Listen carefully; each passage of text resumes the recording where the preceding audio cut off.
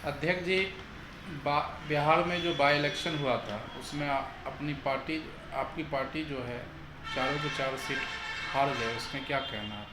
देखिए मित्रों, बिहार में जो 4 सीट पर उपचुनाव हुआ, ये हार जीत कोई मायने नहीं रखता है। कारण झारखंड इंडिया गठबंधन जीत गया, महाराष्ट्र इंडिया गठबंधन हार गया। दरअसल हम उस परिवार से बिलोंग करते हैं। हम डॉक्टर राम मनोहर लोहिया, लोकनायक जयप्रकाश बाबू, जननायक कर्पूरी ठाकुर के सिद्धांत पर चलने वाली हमारी पार्टी है।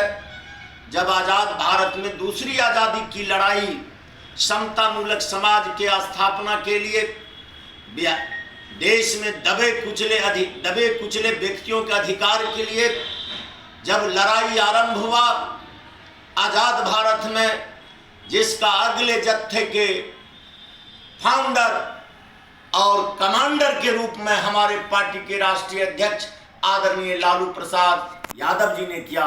मित्रों, खास करके आज हार जीत कोई मायने नहीं रख रहा है।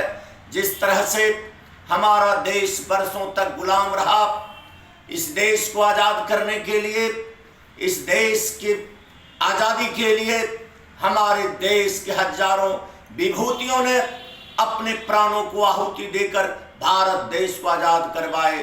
नेताजी सुभाष चंद्र को ले लीजिए, चंद्रशेखर आज़ाद को ले लीजिए, वीर भगत सिंह सरीखे हजारों विभूतियों ने अपने प्राणों की आहुति देकर इस भारत को आज़ाद करवाने का काम किए। आज राष्ट्रपिता महात्मा गांधी का सपना चकनाचूर हो रहा है। ये राष्ट्रपिता महात्मा गांधी का देश भारत कलंकित हो रहा है।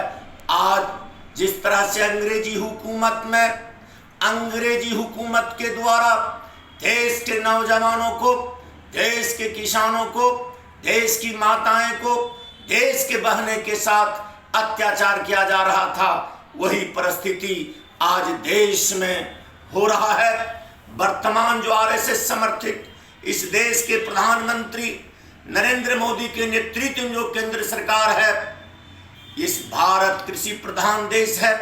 किसानों के विरुद्ध 3 खतरनाक कृषि बिल लाए थे, जिस बिल के विरोध में देश के किसानों ने लंबे समय तक आंदोलन करने का कार्य किए।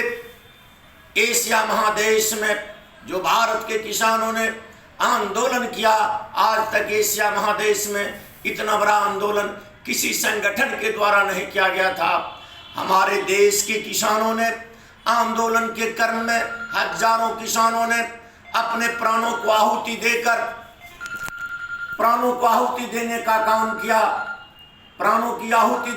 काम किया और वर्तमान केंद्र सरकार के मुखिया उस किसान को खालिस्तानी पाकिस्तानी कहने का काम करते थे। उस किसान को खालिस्तानी और पाकिस्तानी कहने का काम करते थे। वास्तव में देश में दूसरी अंग्रेजी हुकूमत की शासन चल रही थी। जिस तरह से अंग्रेजी हुकूमत में देश की युवाओं के साथ अत्याचार किया जाता था, आज वही परिस्थिति हमारे देश में वर्तमान केंद्र सरकार के द्वारा हो रहा है। युवाओं के साथ छल करने का जो काम किया जा रहा है, इसी तरह से अंग्रेजी हुकूमत के द्वारा किया जाता था। जिस तरह से देश के किसानों के साथ अंग्रेजी हुकूमत के द्वारा अत्याचार किया जाता था, आज वर्तमान केंद्र सरकार के द्वारा किसानों के साथ उसी तरह से अत्याचार किया जा रहा है। खास करके देश के माताएं, देश के बहने के साथ जो जुल्म किया गया है और सहनीय है। अब मणिपुर के घटना को याद कीजिए, वहाँ के माताएं, वहाँ के बहने को नंगा करके दौड़ाया गया, नंगा करके। इसी तरह से अंग्रेजी हुकूमत में भी किया जाता था। इसलिए मेरे मित्रों, खास करके हमारे पार्टी के राष्ट्रीय अध्यक्ष जो आजाद भारत में दूसरी आजादी की लड़ाई लड़े, देश पुनः गुलामी की ओर इतिहास रचने के लिए जा रहा है।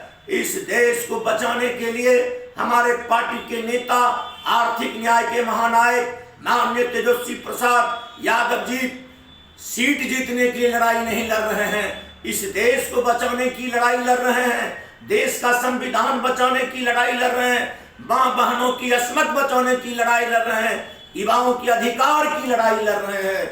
महाराष्ट्र जीत गए, झारखंड जीत गए, हम हार जीत माने नहीं है। जब तक इस दूसरी अंग्रेजी हुकूमत को इस देश से उखाड़ नहीं फेंकेंगे हमारे पार्टी के नेता, तब तक उनके नेतृत्व में हम तीसरी आजादी की लड़ाई जो हमारे नेता लड़ रहे हैं, हम एक तमाम कार्यकर्ता अपने नेता तेजस्वी यादव के नेतृत्व में लड़ने का काम करेंगे। जय हिंद, जय भारत।